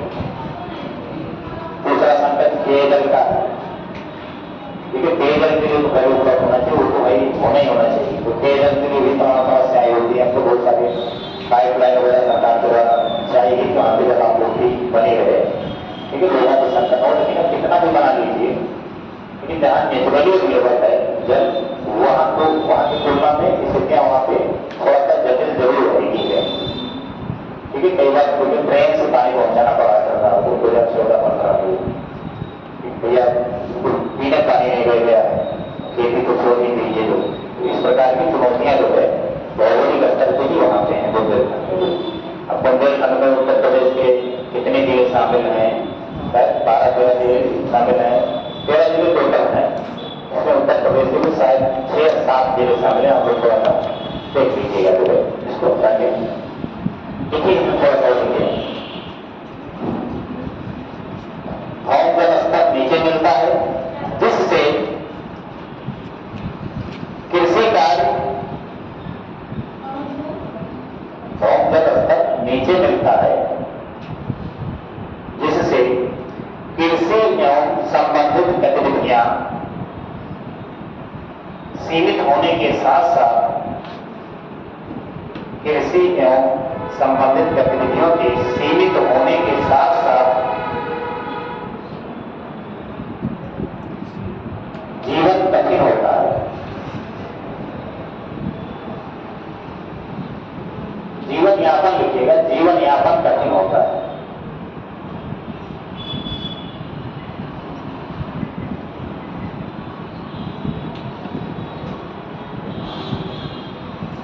देखिए इसमें मालवा का पठार, अरवली के आसपास का क्षेत्र, बुंदेलखंड, इन सब में आप देखिए शामिल है। सारे क्षेत्रों में चूना पत्थर को पाया जाता है। देखो चूना पत्थर का पर्याप्त मात्रा में सीमेंट उद्योग में प्रयोग किया जाता है। सीमेंट जानते होंगे आप लोग, तब मतलब क्यों तो हम भगवान में जा रहे हैं, हमको सीमेंट से क्या मतलब है? सीमेंट जानते हैं ना लोग, इसमें भी हम लोग पढ़ रहे हैं। बोलिए हाँ जानते हैं। तो अब जहां भी चूना पत्थर पाया जाएगा, ठीक है, उसी क्षेत्र में सीमेंट उद्योग जो है ज्यादा विकसित होगा। अब देखिए भारत में जितने भी सीमेंट उद्योग है आपको लगभग इसी आसपास के इर्द गिर्द के क्षेत्रों में मिलेंगे, क्योंकि सीमेंट एक वजनदार चीज है। तो कोई भी चीज अगर ऐसी है कि जिसमें वजन ज्यादा होता है तो उसको प्रयास किया जाए कि स्थानीय स्तर पर भी स्थापित कर दिया जाए, ठीक है, कि जिससे नुकसान ना हो, ट्रांसपोर्ट का हो। अब कोयला मिल रहा है झारखंड और छत्तीसगढ़ में, तो जो प्लांट लगाया जाएगा वो बस्ती को लगाया नहीं जाएगा कोयले से संबंधित, में कुछ चीजें बहुत ज्यादा जरूरी है, लगाई जा सकती है, लेकिन अगर जरूरी नहीं है तो वहीं पर लगाया जाएगा। बिजली के कारखाने लगाए जाएंगे तो उसी के आसपास के क्षेत्रों में लगाए जाएंगे, या इस्पात का कारखाना लगाया जाएगा तो इस्पात के कारखाने में उच्च कोटि की चोटी कोयला बोला जाता है, उसकी बहुत ज्यादा मात्रा की जरूरत होती है, क्योंकि बहुत ज्यादा एक को पिघलाया जाएगा, संसाधित किया जाएगा, उसके बाद में उसमें कैटेगराइज किया जाएगा, कैटेगराइज करके उसको इस्पात बनाया जाएगा। अब कोयले का मात्रा ज्यादा उसमें लगना है तो बिजली कोयले से तो बनेगी, तो इस्पात का कहाँ लगाने लगे? बस्ती में, मुंडेरवा। अभी यहाँ लोकल एरिया को जानने लगे, साहब ना समझे कि कुछ ये सब जानते ही नहीं। मुंडेरवा, महादेवा, ये सब समझ रहे। वो धौली वाले जो धौली में लगा दी, भारतीय इस्पात प्राधिकरण ने यहाँ धौली में लगा दिया, और धौली में क्या मिलेगा? एक चीज को मिलेगा, लेबर सस्ते मिल जाएंगे, यहाँ पे बहुत लोग नजर घूम रहे हैं, बाकी कुछ नहीं मिलेगा। आपको बिजली की भी समस्या होती है, उसमें ये सब बिजली काम नहीं होगा, तो बहुत ज्यादा मात्रा में बिजली की जरूरत होगी।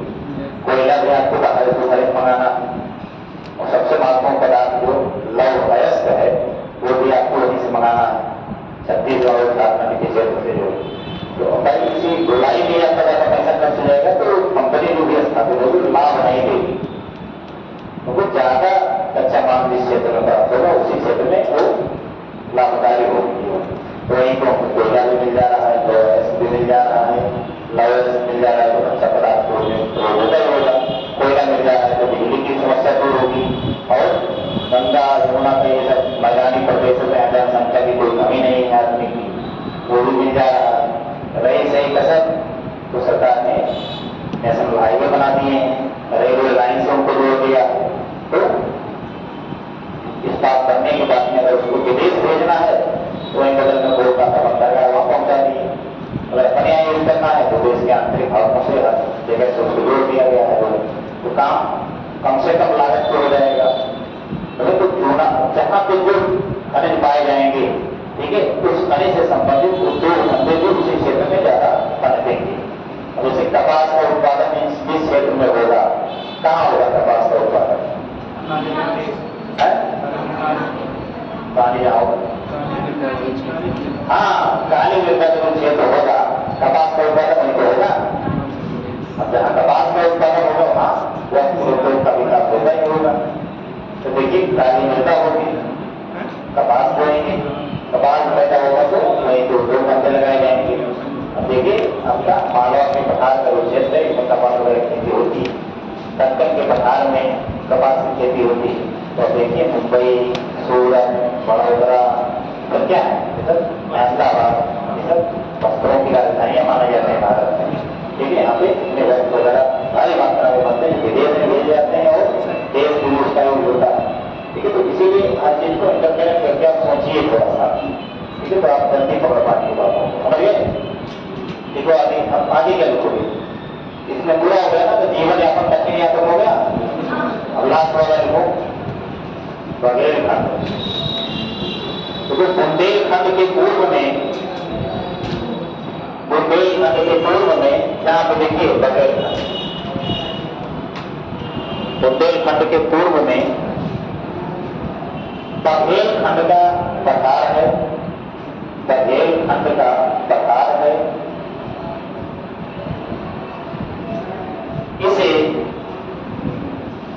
इसे रीवा सतना का पठार, इसे रीवा सतना का पठार भी कहते हैं। इसलिए मैंने लिख दिया, आपको पूछिए बने, इसे रीवा सतना का पठार भी कहते हैं। नहीं दिखाई दे रहा है?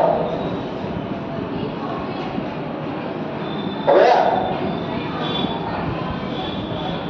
यदि चूना पत्थर तथा बलुआ पत्थर यहाँ की भी प्रमुख चट्टानें हैं। चूना पत्थर तथा बलुआ पत्थर भी यहाँ की प्रमुख चट्टानें हैं।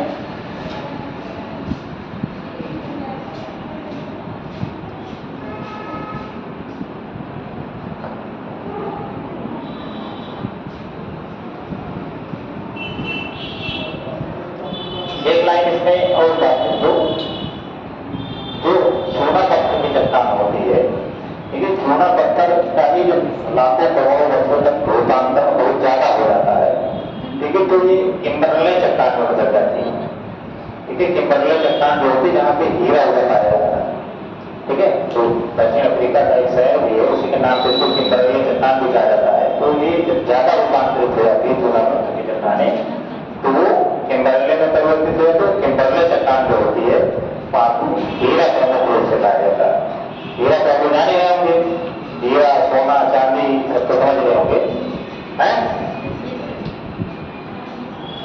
वैसे मैं बात करने का हमारा देखो तो हाँ बोला तभी ऐसा लगता है कि और उसे बढ़ा रहे हैं, तब कागज और उसके पुतले बना के लगा दिए गए हैं, सब खाली से देख रहे हैं टाइप लोग कुछ हाँ और ऐसा लगे कि जिंदा लोगों की क्लास है, जो सबको बेहोश करके बैठा दिया गया है रस्सी रस्सी बांध के। सुनिए नाम ना, तो कुछ लोग खाए पिए, कुछ लोग बोलते हैं क्या एनर्जी खराब की जाए, वो लोग की लोग बचा के रखी जाए, रखा जाए, हैं? एक लोग उसी में एक लाइन तो चूना पत्थर का अधिक रूपांतरण होने से यह किम्बरले चट्टान में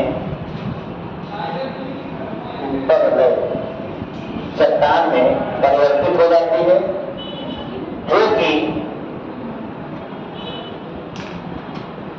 हीरे का प्रमुख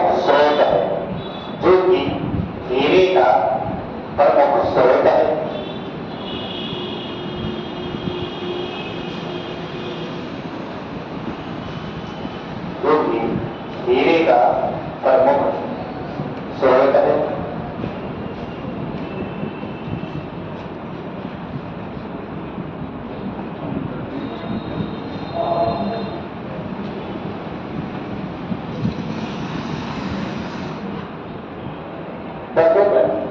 अब विद्ध दर्पण में थोड़ा सा लिखूं, विद्ध दर्पण में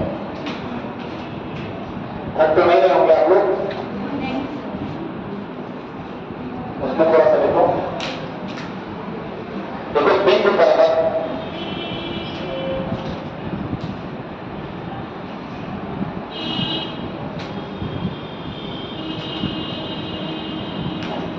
तो आप बुंदेलखंड लिखें, अगर लिखना चाहें तो जिलों का नाम लिख दीजिए, ठीक है। उत्तर प्रदेश के 7 जिले शामिल है, तो 7 का नाम वही ब्रैकेट में लिख लीजिए, मत लिख दीजिए बुंदेलखंड में शामिल उत्तर प्रदेश के जिले। कुछ सांस लेने की जगह छोड़े होंगे काम के तो लिख जाएगा, अगर सांस लेने की जगह नहीं छोड़े होंगे तो भी नहीं लिख जाएगा। कुछ चीजों में आप लोग बहुत जैसे कहते हैं ना कि बिल्कुल कंजूस टाइप के बनते हैं, और वो चीजों नहीं बनेंगे, तो पन्ना बहुत एकदम से छोड़ेंगे नहीं कि एकदम से खत्म ना हो पाता है, तो कलम ये रुपये वाले ले लेंगे कि वो खाने ना आए, ये कलम और काम तो अच्छी हो।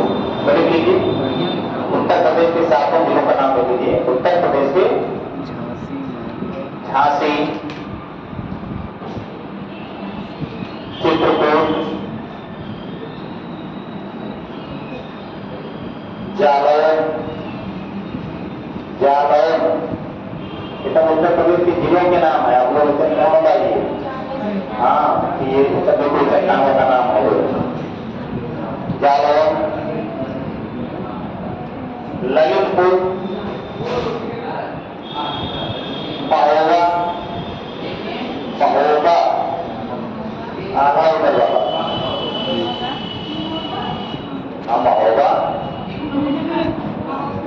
हो गया, इतना महोबा तक। अब आगे लिखिए बांदा हो गया होंगे सर, चित्रकूट हो गया है, 1 2 3 4 5 6 7 हो गए।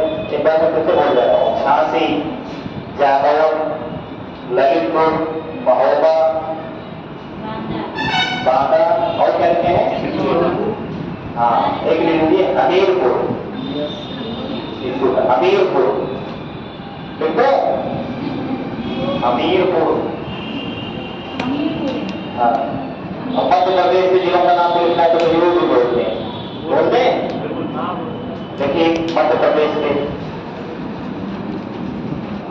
के 6 जिले हैं, तो दतिया,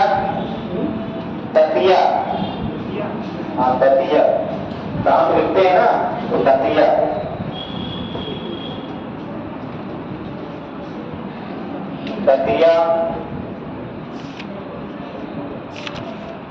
टीकमगढ़,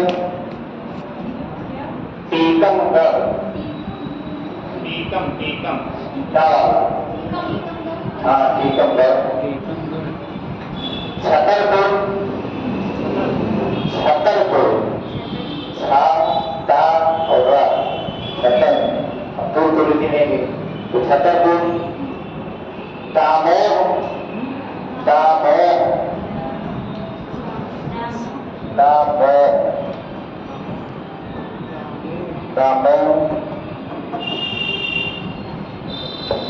सागर, पन्ना, हो गए, अगर अच्छे हो गए तो रहने दो। ठीक है, तो ये पूरा बुंदेलखंड का तरीका है। ठीक है, बिंद ताकत में हम लोग लिख रहे थे ना, बिंद ताकत में आगे बढ़िए। कभी विंध्याचल अगर आप लोग जाइएगा तो सब चीजें आपको दिखाई देंगी तो आप करवाएंगे। देखिए बिंद ताकत उत्तर मध्य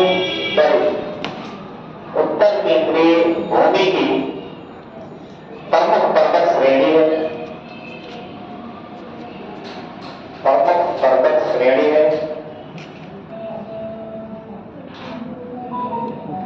इसका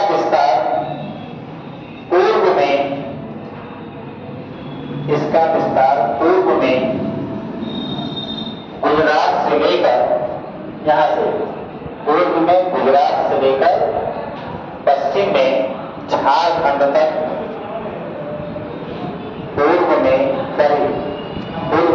पश्चिम में गुजरात से लेकर पूर्व में झारखंड तक है।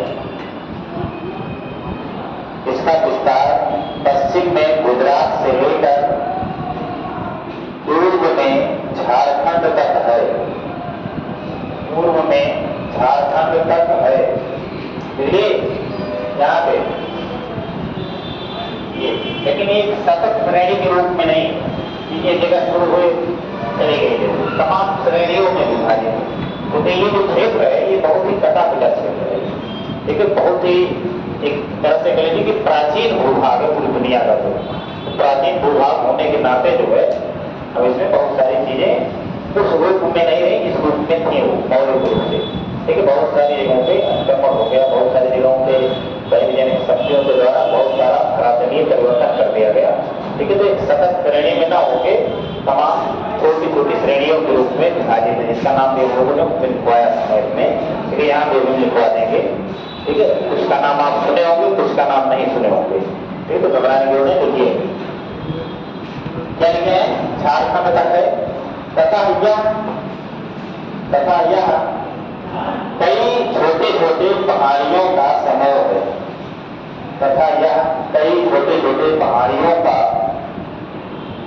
समूह है, जिसमें पश्चिम से पूर्व की ओर जाने पर क्रमशः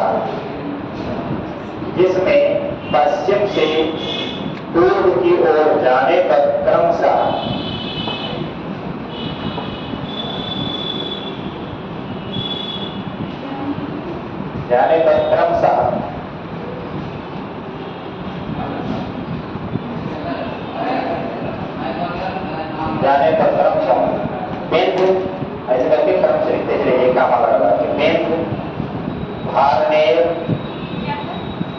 बिंदु मैं लिख रहा हूं,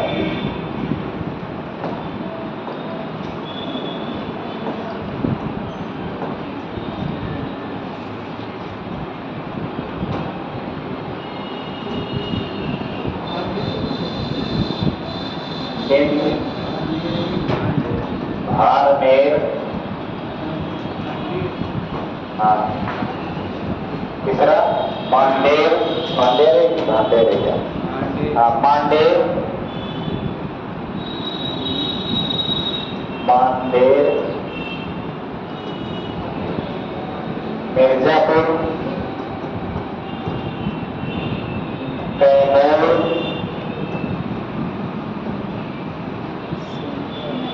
कर्म दे देंगे, ऐसे लिख दो।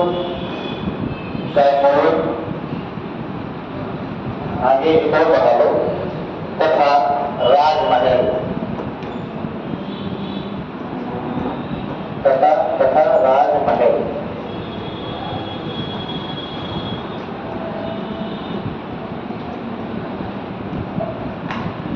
तो राजमहल की कहानी की चर्चा हम लोग पूर्व में भी कर चुके हैं। दूध के श्रेणी का ही भाग है जो कई भागों में, छोटे छोटे भागों में विभाजित है, जिसका यहाँ पे वर्णन हम लोग करते हैं। ठीक है, तो आप यहाँ लिख लीजिए, वहां पे दर्शा दीजिएगा नंबरिंग से, अगर काफी में आ जाएगा तो लिख लीजिए वहां पे। ठीक है,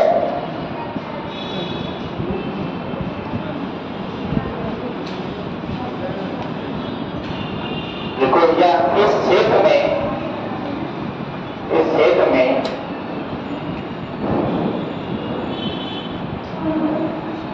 खनिज संसाधनों के साथ साथ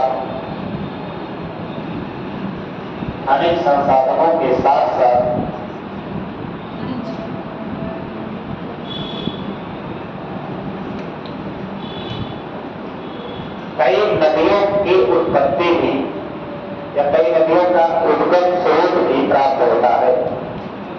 कई नदियों का उद्गम स्रोत भी प्राप्त होता है, छोटी छोटी नदियां।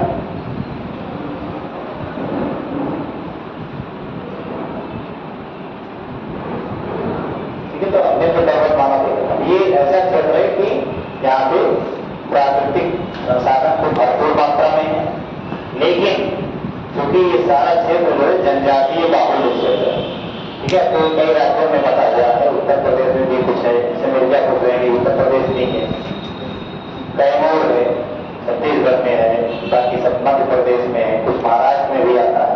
ठीक है, तो ये पूरा जो क्षेत्र है, इको सिस्टम है, ये प्राकृतिक संसाधनों से परिपूर्ण होने के बाद में भी सामाजिक आर्थिक विकास के मानकों के बहुत पीछे। ठीक है, इस कारण ये कारण मान लीजिए या अलग कारण मान लीजिए कि वहां पे जो नक्सलवाद है, ठीक है, नक्सलाइज एरिया जिसको हम लोग बोलते हैं, ठीक है, तो उसका सबसे अच्छा एरिया ही माना जाता है। दतिया छत्तीसगढ़ में है ना, तो वहां सबसे जो है नक्सल प्रभावित जिले हैं। जो उत्तर प्रदेश में भी पहले तो 2-3 जिले, लेकिन वो हटा दिए गए, जैसे उत्तर प्रदेश के मिर्जापुर, सोनभद्र, ठीक है, ये सारे जिले, चंदौली, ये सारे जिले ऐसे थे कि वो नक्सलवाद से प्रभावित जिले थे। हालांकि अब स्थिति बहुत बदल गई है, बहुत सारा सामाजिक आर्थिक विकास हो गया, लेकिन पहले ऐसा नहीं था। पहले इन सारे क्षेत्रों में नक्सलवाद बहुत हावी था, और जिस क्षेत्र में नक्सलवाद हावी होगा वहां पे सामाजिक आर्थिक विकास को थोड़ा सा चुनौती मिलेगी। मतलब सड़क बनाने गए तो बनाने वाले उन्होंने सबको मार दी, जैसे स्कूल खोलते, कुछ पढ़ाई लिखाई करेंगे तो बुद्धि आएगी, स्कूलें नहीं बनने दी, अगर किसी तरह बंद बन गया भी मास्टर उठाएगी, स्कूल बनाना हो तो भी ये हाल होगा। तो ये सारी चुनौतियां और जो है, लेकिन अब बहुत सारा जो है परिवर्तन हुआ है कि अभी भी कुछ क्षेत्रों में स्थिति गंभीर है, लेकिन कई जगहों पर स्थितियां सुधरी हुई है, और कई जगहों पर आज भी दस्तक स्थिति बनी हुई है। तो ये सारा क्षेत्र प्राकृतिक संसाधनों से बहुत परिपूर्ण है, प्राकृतिक जगह है, और तमाम छोटी छोटी पहाड़ियां भी हैं, मनोरम दृश्य भी तमाम है, पर्यटन के स्थल भी तमाम इस क्षेत्र में आपको मिलेंगे।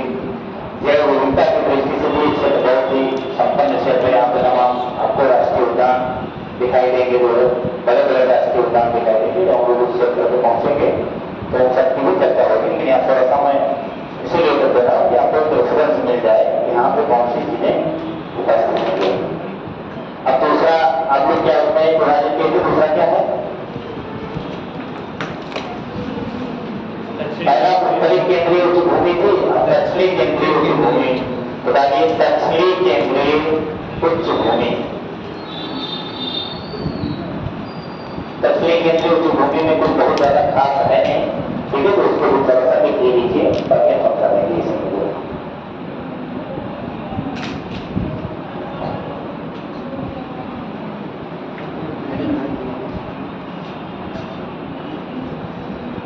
नदी केंद्रीय उच्च भूमि लिख दो। अरे लिखने नहीं जा रहा हूँ, मिटाने जा रहा हूँ आपको।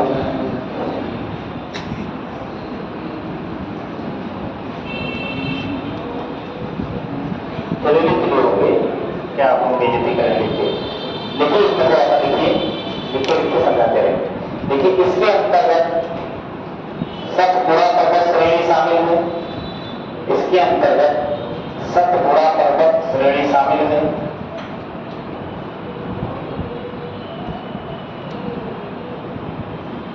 सतपुड़ा पर्वत से श्रेणी शामिल है जो नर्मदा एवं ताप्ती नदी के मध्य में स्थित है, जो नर्मदा एवं ताप्ती नदी के मध्य में स्थित है। नर्मदा एवं ताप्ती के मध्य में स्थित है। अब देखिए यहाँ पे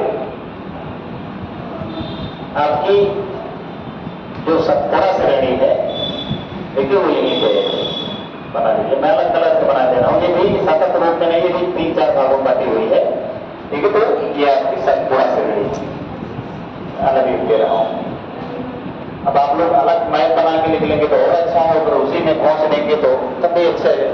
देखिए तो अगर अलग मैप, जैसे मैंने हमारे सुविधा किसी लिख दी कौन सा स्टॉक को ले जाना है, लेकिन आप लोग अगर अलग मैप बना दीजिए, जहाँ पर दक्षिणी केंद्रीय उच्च भूमि डालेंगे फिर अलग मैप बना के तो उसको अलग से दिखा देंगे तो समझ में आएगा। और इसमें भी 3-4 पार्ट है।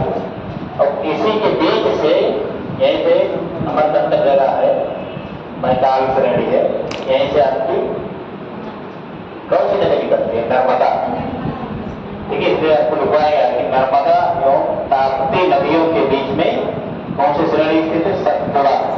और ये हो गई सतपुड़ा श्रेणी, और फिर यहीं पे ताप्ती नदी भी, ठीक है।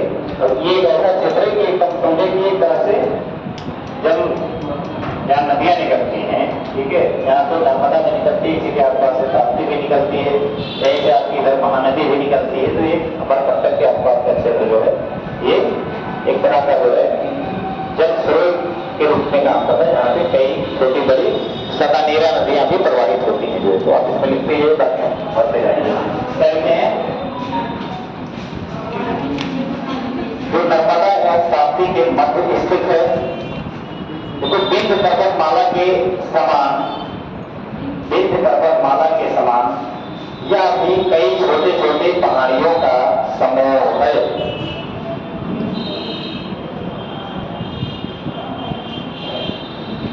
यह भी कई छोटे छोटे पहाड़ियों का समूह है।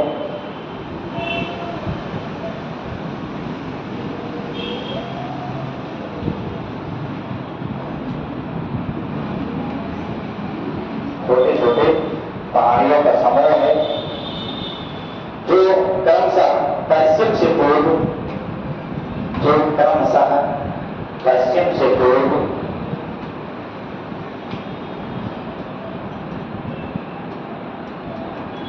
क्रमशः का मतलब समझ रहे हैं ना?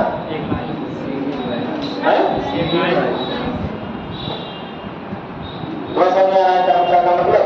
नीचे है, इसको नहीं है ना? हाँ क्या है?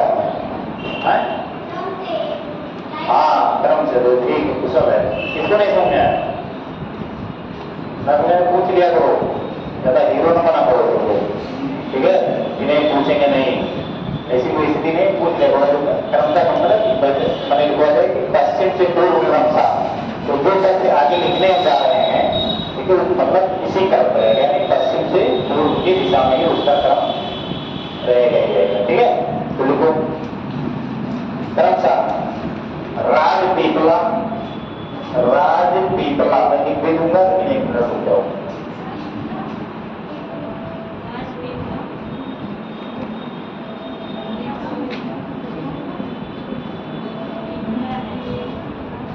राजपीपला लिख रहा हूं, राजपीपला। अब इधर से ही शुरू है, काबिलगढ़, काबिलगढ़ तीसरा आपका है, राजपीपला, काबिलगढ़, महादेव,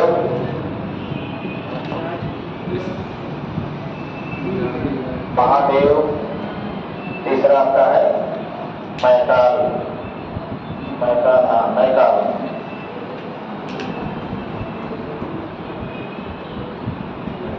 मैकाल, मैकाल के ही पास में अमरकंटक जगह है जहाँ से नर्मदा नदी ऐसे नदियाँ निकलती हैं। अमरकंटक श्रेणी, श्रेणी नदी को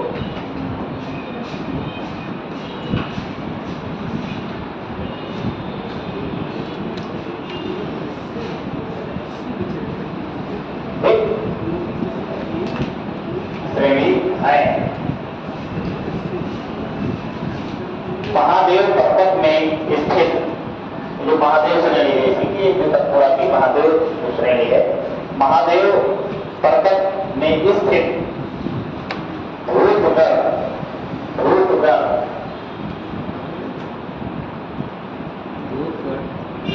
ध्रुवगढ़, ध्रुवगढ़ सतपुड़ा की सबसे ऊंची चोटी है। हर पर्वत की अपनी एक ऊंची चोटी होती है, जो सबसे ऊंची चोटी होगी वो पूछा जाता है एग्जाम में। तो अरावली की कौन सी सबसे ऊंची चोटी है? गुरु शिखर। उसी प्रकार से सतपुड़ा की भी ये सबसे ऊंची चोटी है। तो तथा ध्रुवगढ़ के निकट, ध्रुवगढ़ के निकट पंचमढ़ी एक हिल स्टेशन तथा ध्रुवगढ़ के निकट, ध्रुवगढ़ के निकट पंचमढ़ी, पंचमढ़ी,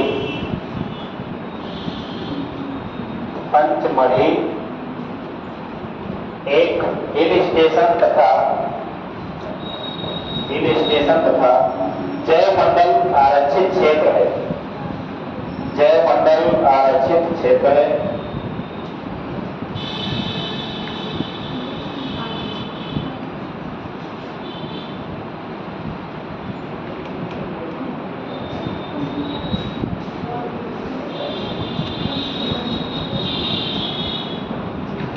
हिल स्टेशन का मतलब समझ है ना?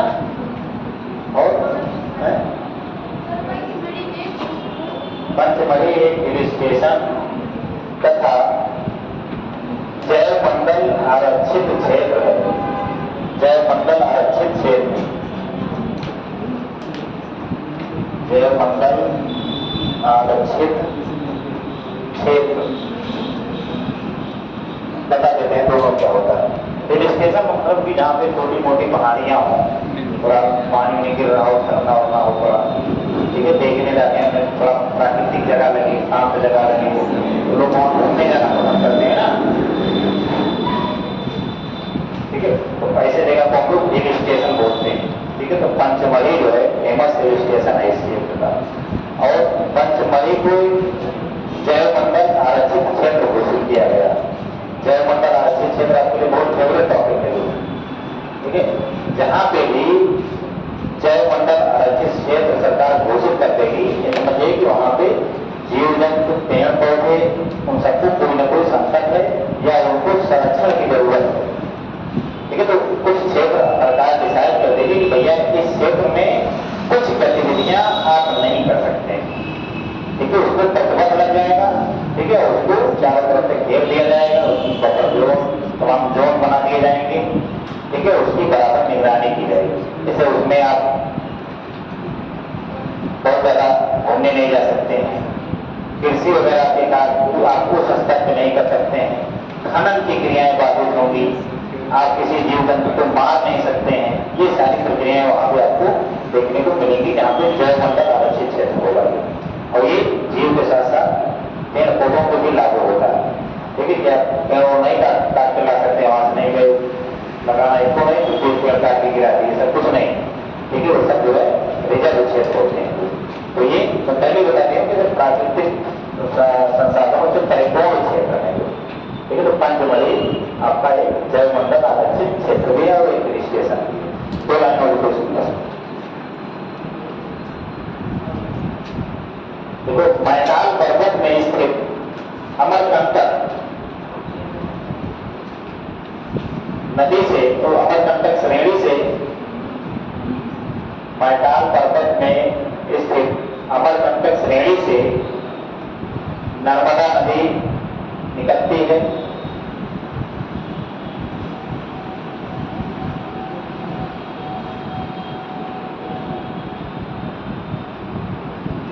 नर्मदा नदी निकलती है जो कि पश्चिम दिशा की ओर प्रवाहित होते हुए अरब सागर में अपना मुहाना बनाती है। अरब सागर में अपना मुहाना बनाती है।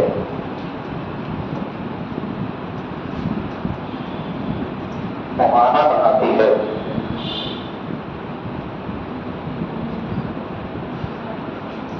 यह धनुष घाटी में प्रवाहित होने वाली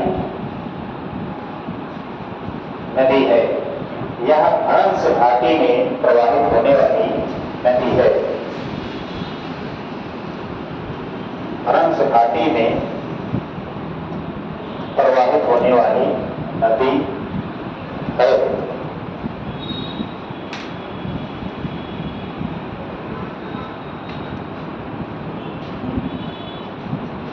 देखिए, विंध्य पर्वतमाला एवं सतपुड़ा पर्वतमाला, विंध्य तथा सतपुड़ा पर्वतमाला भी एक जल विभाजक का काम करते हैं। भी एक जल विभाजक का काम करते हैं।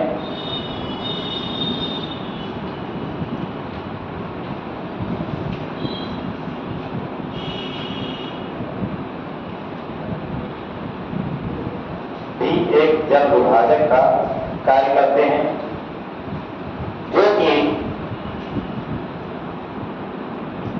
हिमालयन अपवाह तंत्र को, जो कि हिमालयन अपवाह तंत्र को प्रायद्वीपीय अपवाह तंत्र से पृथक करते हैं। हिमालयन अपवाह तंत्र को प्रायद्वीपीय अपवाह तंत्र से पृथक करते हैं।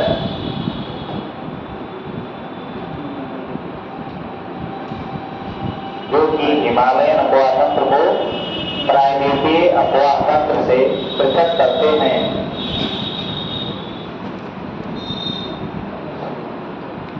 लाओ भैया प्रश्न जमा करो सब। उत्तर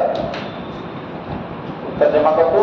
2 दिन का इकट्ठा हो जाएगा तो मंडे को सबको चेक करके दोनों आप लोगों को दे देंगे। लाओ, किसने लोग लिखे? कल संडे है तो कल एक प्रश्न बोल दें।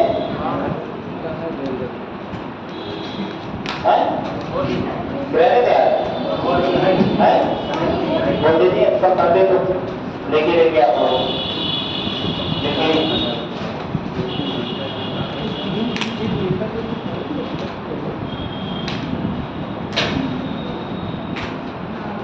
देखो, भारत में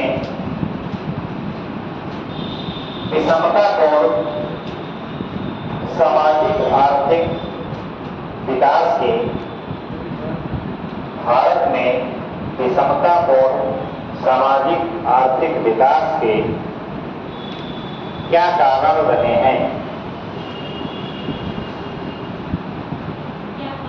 क्या कारण रहे हैं? Question mark.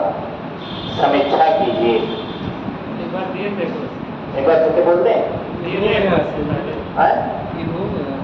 नहीं, ये नहीं होगा। हम बोल रहे हैं, हमको पता है कि कौन हुआ होगा। अब निश्चित रहे। भारत में असमान या विषमतापूर्ण सामाजिक आर्थिक विकास के क्या कारण रहे हैं? Question mark. और उसके बाद में लिखिए समीक्षा कीजिए। ये नहीं हुआ होगा जी। विवेचना कीजिए उस बार बोले तो समीक्षा। अरे विवेचना वो तो हर बार आएगा। विवेचना कीजिए, समीक्षा कीजिए, उसके लिए आप लोग सुना जाएंगे। देखिए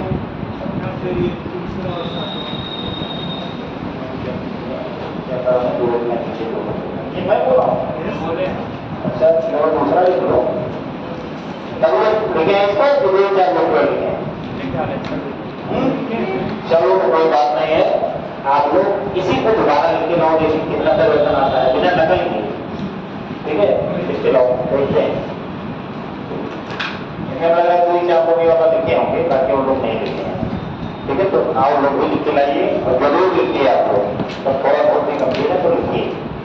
ठीक है, लिखने से बहुत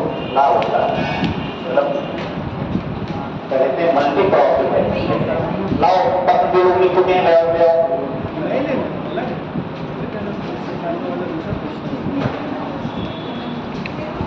अब मैं ये करते कि लोगों से पूछूं कि क्यों नहीं लिखे भैया, क्यों नहीं लिखेगा?